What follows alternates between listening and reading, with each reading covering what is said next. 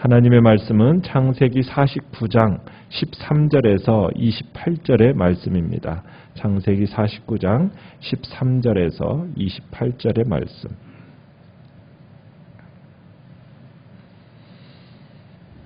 창세기 49장 13절에서 28절 말씀. 13절 제가 먼저 읽겠습니다. 스불론은 해변에 거주하리니 그곳은 배 매는 해변이라. 그의 경계가 시돈까지리로다.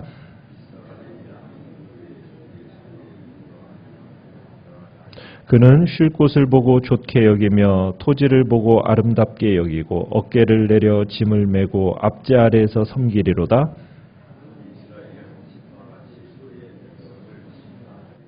달은 깁섭의 뱀이여 샛길의 독사로다. 발굽을 물어서 그 탄자를 뒤로 떨어지게 하리로다. 갓은 군대의 추격을 받으나 도리어 그 뒤를 추격하리로다.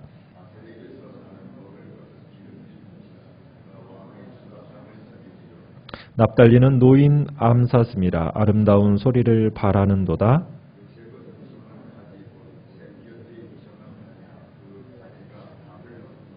활 쏘는 자가 그를 학대하며 적개심을 가지고 그를 쏘았으나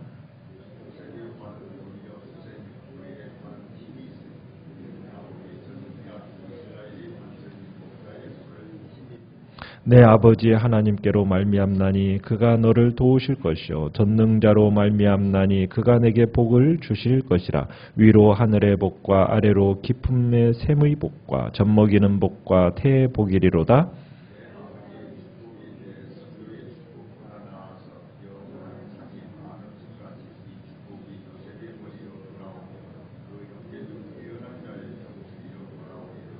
베냐민은 물어뜯는 일이라. 아침에는 빼앗은 것을 먹고 저녁에는 움킨 것을 나누리로다.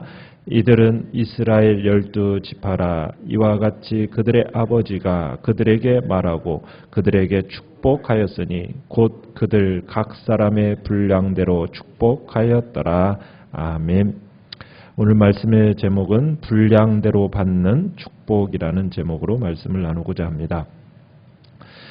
49장은 임종을 앞둔 야곱이 12아들들에 대한 예언적인 축복을 기록한 내용입니다. 야곱은 12아들 모두를 축복했습니다. 그런데 이 축복은 어느 것 하나 똑같은 것이 없어요. 아주 다양한 축복을 하고 있는 걸 보게 됩니다. 특별히 이 12아들 각각에 대한 이 야곱의 예언은 이스라엘 지파를 향한 하나님의 계획과 그 하나님의 섭리를 증거하고 있습니다. 오늘은 스불론부터 우리가 보는데요. 스불론은 레아의 6째 아들입니다. 그리고 야곱의 10번째 아들이고요. 그런데 이 스불론에 대해서는 축복하기를 바다를 접한 땅에 거주하게 될 거다라는 축복을 합니다. 또 그 다음은 이사갈이죠. 이사갈은 레아의 5번째 아들이고 5번째 아들인데 이 이사갈에게는 어떤 특별한 축복은 빌어주지 않아요. 그저 다른 형제들에게 얹혀 살게 될 것처럼 이렇게 이제 예고를 합니다. 결국 성경에서 이사갈은 참 매우 희미한 지파로 남게 되죠. 그 다음에 16절에 단에 대해서 얘기합니다. 단은 엄마가 빌하입니다. 빌하의 첫째 아들이죠. 야곱의 5째 아들이기도 하고요. 단에게는 2가지 축복을 빌어주는데 첫째는 이스라엘을 정의로 다스릴 거다라는 예언을 해줍니다.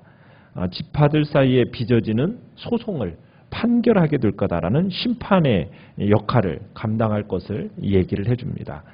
그러면서 이제 17절에서는 길섭의 뱀, 샛길의 독사라는 이 표현을 통해서 이 원수들에게 당하고만 있지 않고 대항하고 공격할 능력을 가질 거라는 복을 빌어줍니다.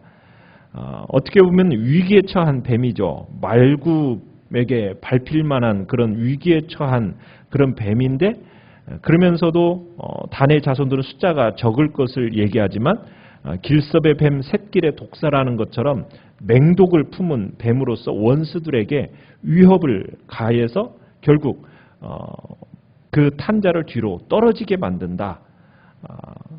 어떻게 보면은 위기에 처한 연약한 지파가 될 것을 얘기하기 때문에 18절에서는 그렇게 이제 기도를 합니다.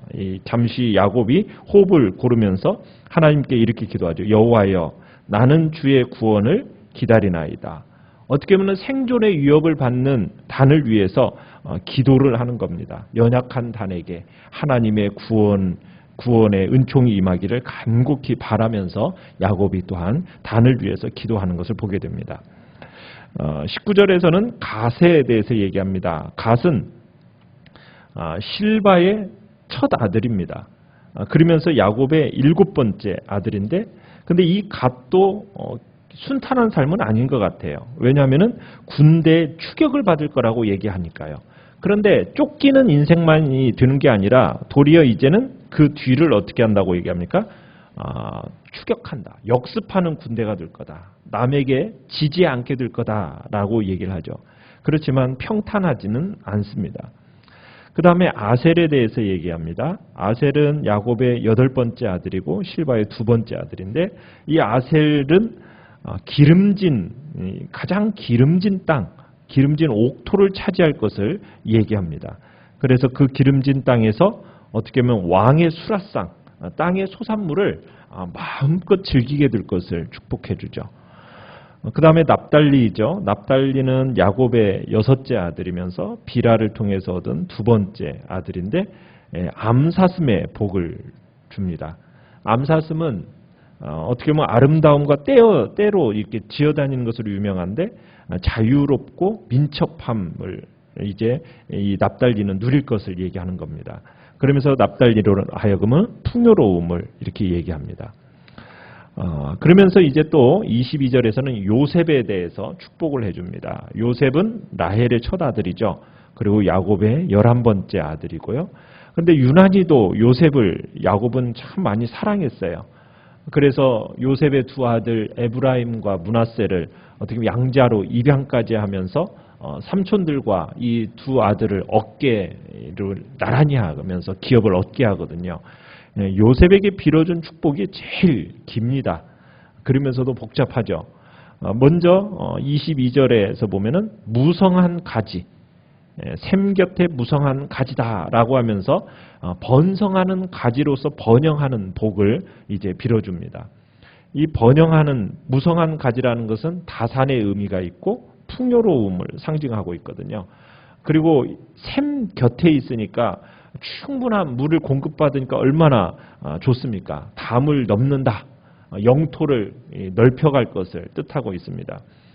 그러면서 하나님께서 이 요셉을 보호하시는데, 적들의 그 공격을 받아도 끄떡 없을 것이고 자신을 충분히 보호할 것이라고 얘기를 합니다. 그러면서 요셉을 보호하실 하나님을 뭐라고 부르느냐면 24절에서 야곱의 전능자, 또 이스라엘의 반석, 그 다음에 목자, 이렇게 부르고 있습니다.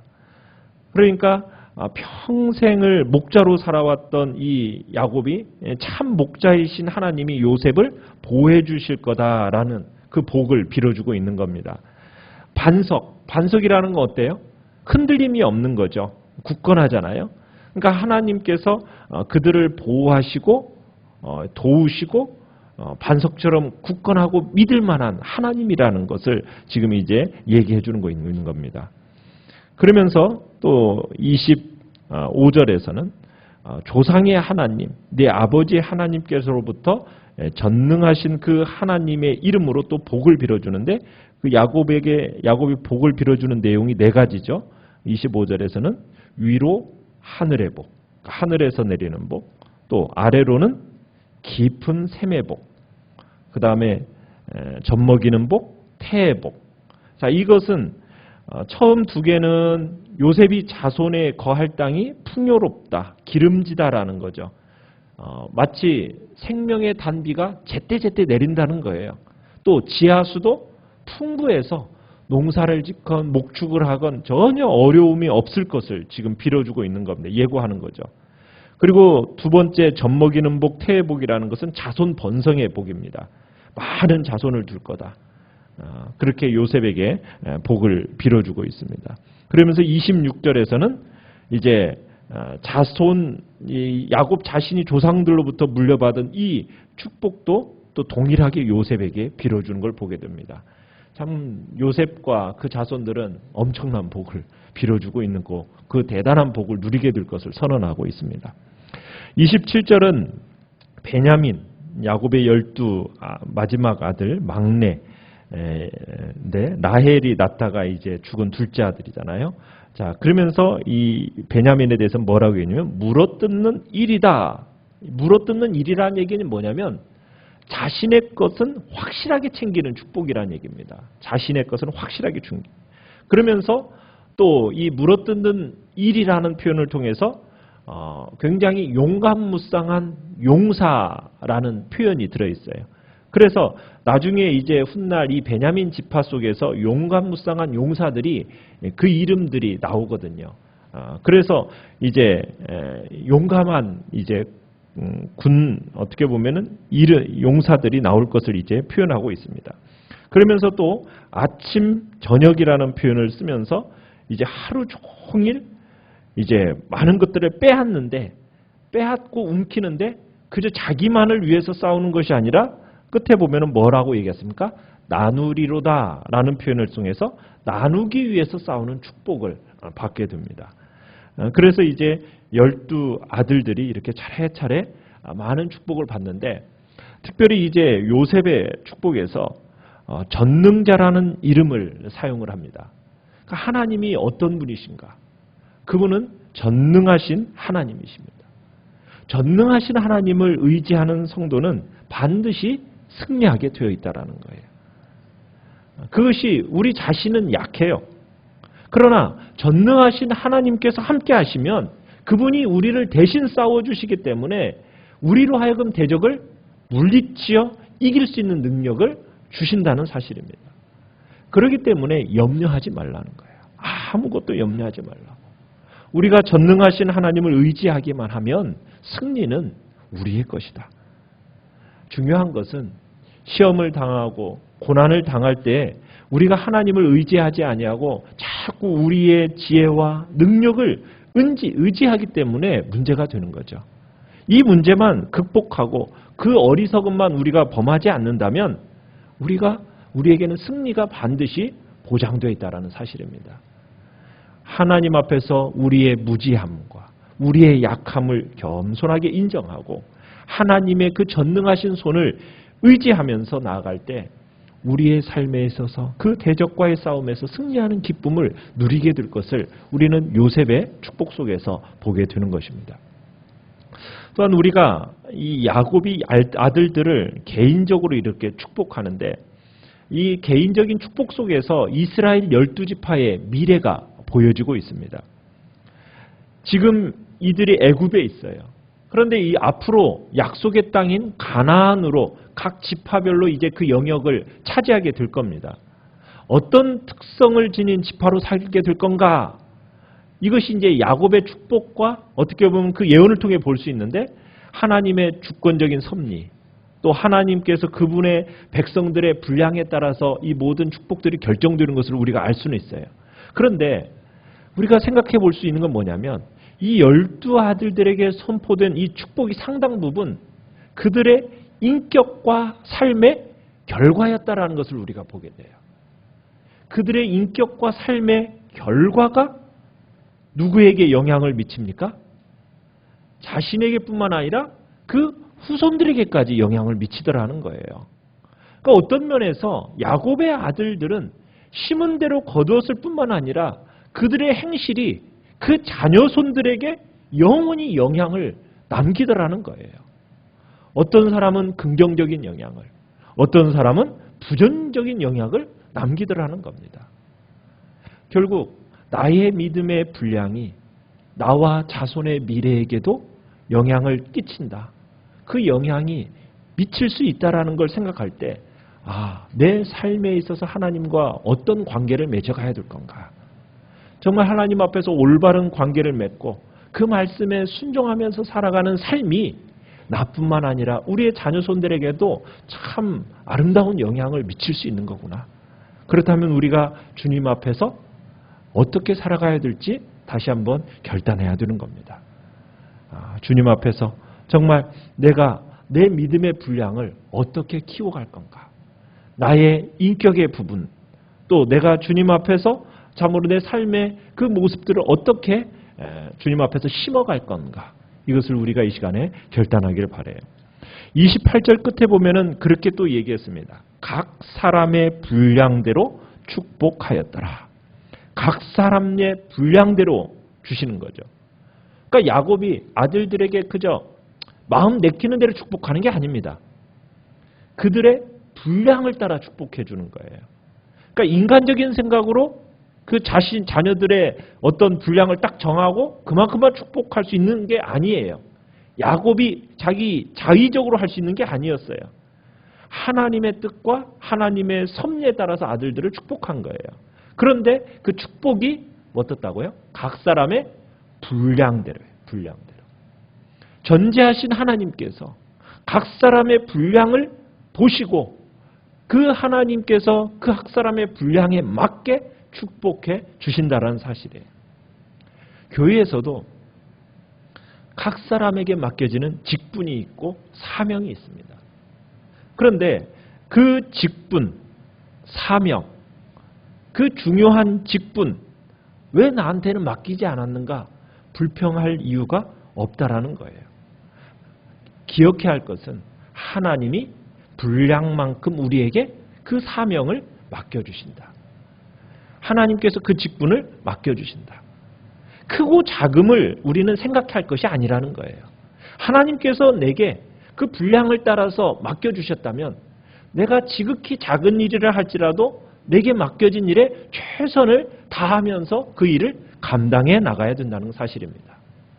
하나님이 나에게 주신 그 분량 따라 내가 그 일 충성스럽게 감당하겠다. 그러면은 그 분량 따라 맡겨주심에 따라서 내가 충성을 다할 때 그 다음에 하나님께서 더욱 큰 일을 또한 맡겨주시는 거거든요.